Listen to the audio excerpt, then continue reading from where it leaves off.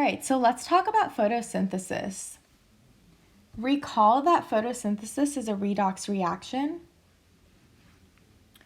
And the chemical reaction for photosynthesis is 6 carbon dioxides plus 6 water yields glucose plus 6 oxygen molecules.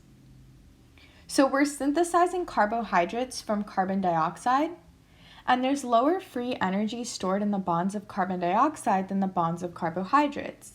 This means that we're adding energy or electrons to carbon dioxide in order to synthesize carbohydrates. So as a result, the reaction from carbon dioxide to glucose is a reduction reaction.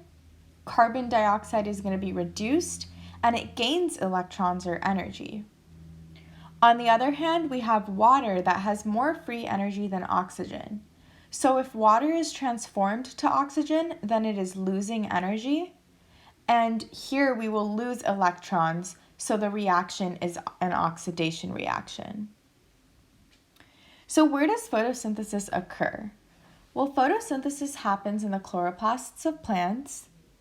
And if this is our chloroplast, then here we'll have our outer membrane.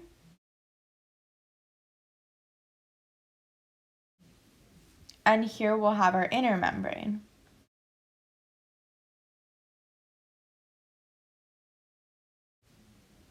We're also going to have a thylakoid membrane, which is where our electron transport chain is going to be located.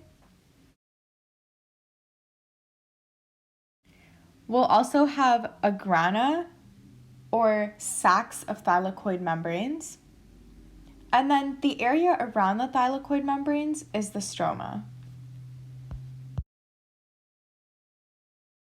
So here's our thylakoid membrane, and on one side of the membrane we will have our stroma, and on the other side we'll have the lumen of the thylakoid.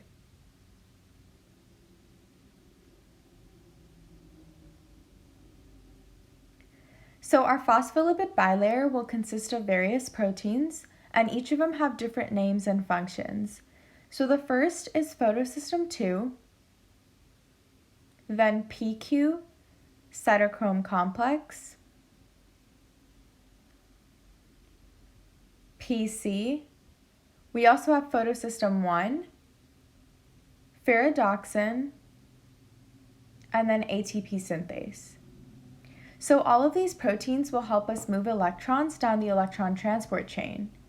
First, light will hit photosystem 2, and water will break apart and donate 4 electrons.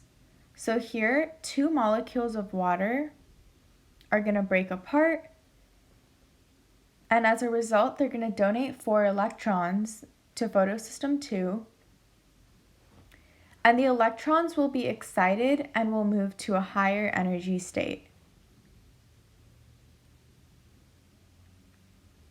Next, the electrons will move down the electron transport chain through the PQ protein, the cytochrome complex, and PC.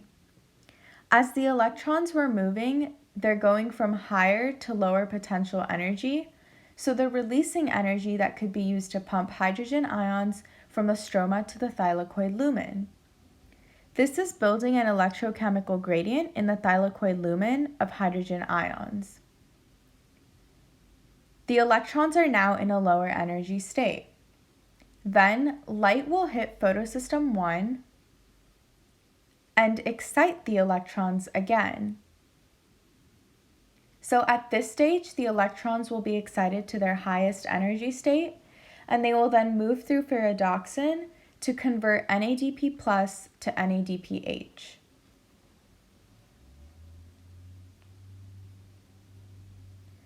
So in the thylakoid lumen, the hydrogen ions are unstable, and so they will move down their gradient through ATP synthase from the lumen to the stroma.